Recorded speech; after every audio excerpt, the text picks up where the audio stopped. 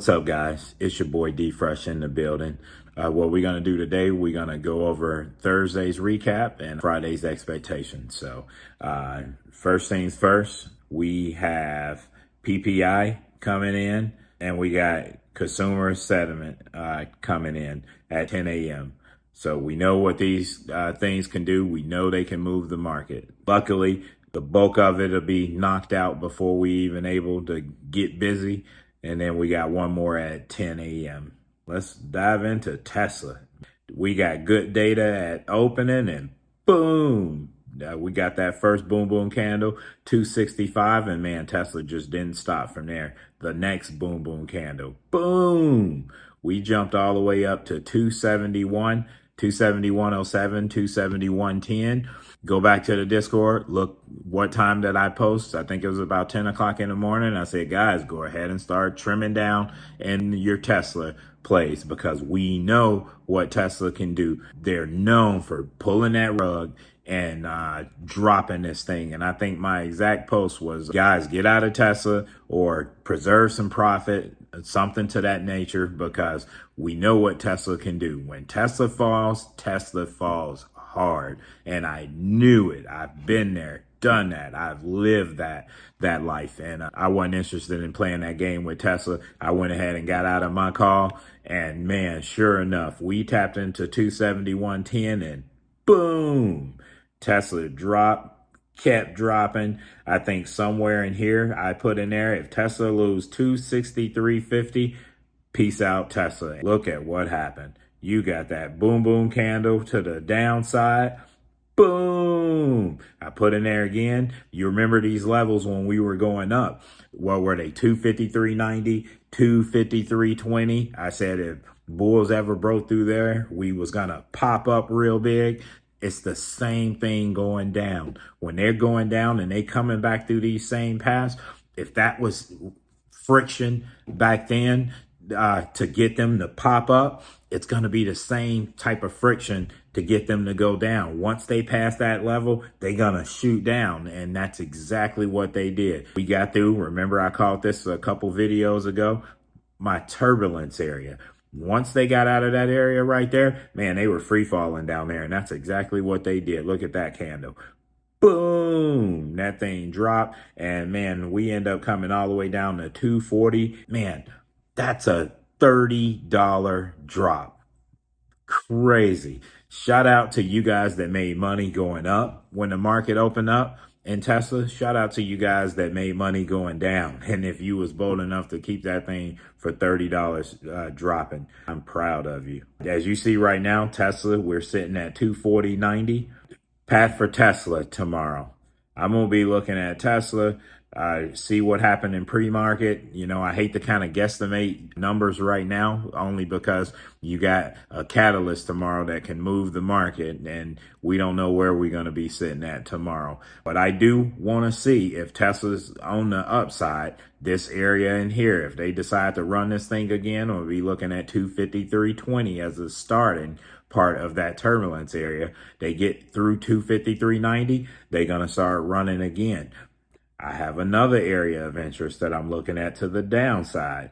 We're sitting at 240. I want to see 239.60 get taken out. We're going to get some pressure, and bears can sink this thing back to 234.60 levels. Again, be patient. Don't just jump into a play because you see the first red candle or you see the first green candle, because you end up getting yourself burnt out, premium burn, misjudging the direction. Soon as you get in and go the opposite direction, that's why you wait for confirmation. Let's go ahead and jump into the SPY. If you see, SPY did the same thing. We had favorable data and boom, SPY went all the way up. Form those, that double top right there. And what happened? Boom. You got to notice when you see a double top. You have to know, man, that's a double top right now. If I'm in calls, I need to get out of those calls, switch my position, or you do nothing. Get out of your calls, preserve that profit, and, you know, sit back and wait for the next setup. But man, that was perfect. I seen that thing forming and I was like, oh man, you know, here's the sirens. You know, I put in the Discord, hey guys, you know, go ahead and think about trimming down here. And here we go. Boom. Them guys was sleeping.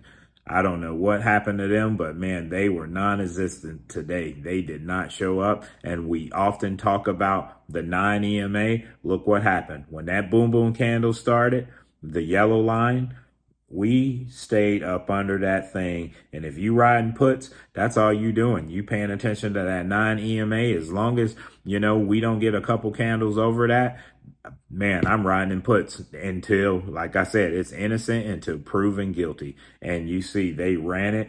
Every time the bulls thought about making a pop back up, you see this pop back up, boom, they dropped it right back down. Here's the green candle. Boom, they dropped it right back down. Here's a green candle. If you thought you was going to get in on that right there, man, you was misunderstanding, because boom, they came right back down. They tried it again. They got successful with another candle, actually got over the 9 to the 20, and then boom, dropped right back down. The power hour shenanigans, I always say, you never can guess what they're going to do in power hour. I don't even try.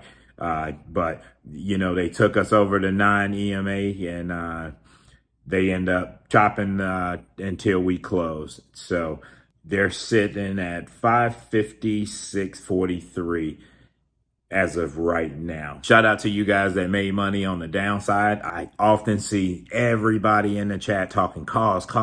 Hey, Fresh, when can I get into calls? When can I get into calls? Man, stop that. You don't have to always get into calls. Sometimes calls are not going to be the play. You got to be able to add puts to your arsenal. Look at this move today. Look at this. That's money. You see that drop? That's money. Look at Tesla. Tesla gave you a $31 drop today.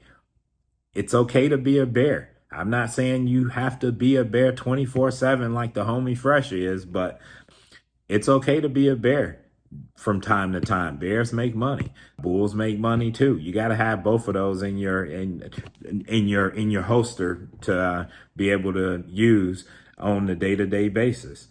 Anyway, we're going to get back to the charts. SPY is sitting at 556.40. Data can change all of that right there, but I'm going to be interested in seeing if they can get back to 557.55 and hold those levels right there and start heading back north to 558. 560. If not, if we have bad data, I have a area at 555.50 that, bulls need to defend there, and data can kind of give us a drop under that right there. But I have another level sitting at 554.25. Data or no data, bulls start losing that level right there, you can count on you're going to see 552.60. And if they can't hold there, you're going to see 551, 550, and so forth till we keep going lower. But again, if data is good, man, data can pop this thing all the way back up to the 560 area. So again, just be patient. We know at 9:30 when the market open, it's going to be volatile like crazy. You're going to get the big red candles, green candles going up. You're going to get the red candles going down. Wait. It's okay to sit on the sidelines, let some stability come into play, and then jump into a play. Right now, that 9:30 to probably 9:45, at least wait for that 15-minute candle to at least tell you what they're trying to do. Because jumping right in at 9:31, 9:32, because you see that first candle, man, you are asking to get smoked. And that's not what we want to do. All right, guys, I'm going to go ahead and wrap this up. But hey, if you like this kind of content, do me a favor, go ahead and hit that like button down there. Subscribe to our channel. That way, whenever we drop a video, you get notified.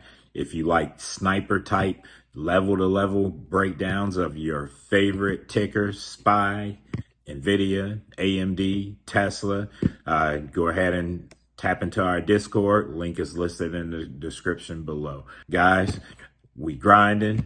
Good luck out there, and let's get it. Boom.